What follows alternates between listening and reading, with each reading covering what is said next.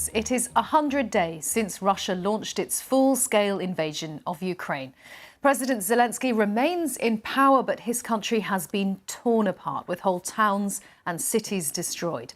While the government says that as much as a fifth of Ukraine is under Russian control, many people are returning to the capital, Kyiv, where officials suggest the population is back to two-thirds of its pre-war level. Let's go to James Waterhouse, who's live for us now in Kyiv. James. Karin, thank you.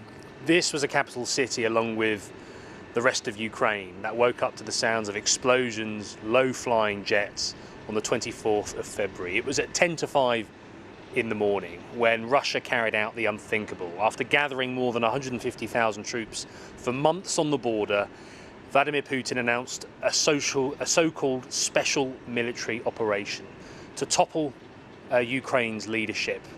As we talk here today on the 3rd of June, President Zelensky of Ukraine remains in power, and the Ukrainians are very much holding their defensive line. Russia has had to shrink its ambitions eastwards, but this has nevertheless been 100 days which has changed the very future of this country, and we've taken a look back. A bubble of innocence in a world ruptured by war.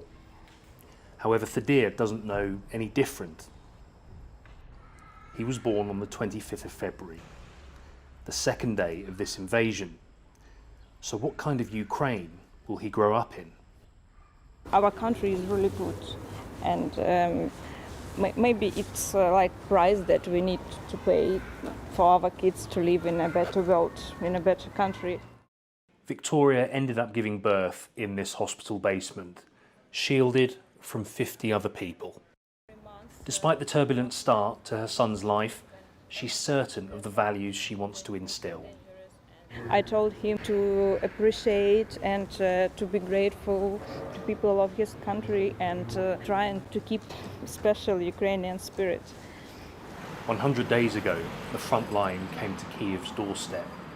Towns like Irpin bore the brunt, with people and pets desperate to get out.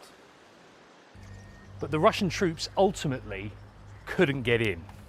There is still, though, a giant question mark over whether they will come back for Kyiv. That hasn't put the city off, though, trying to heal.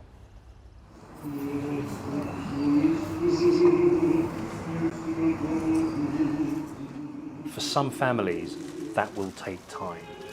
One Ukrainian soldier is taken to his final resting place, followed by his mother, Vladislava. Bogdan Krivitsky was 26 years old.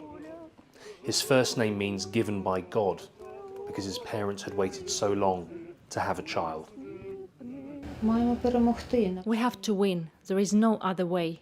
There is no other way. We're going to win. This collective grief hasn't killed the fight.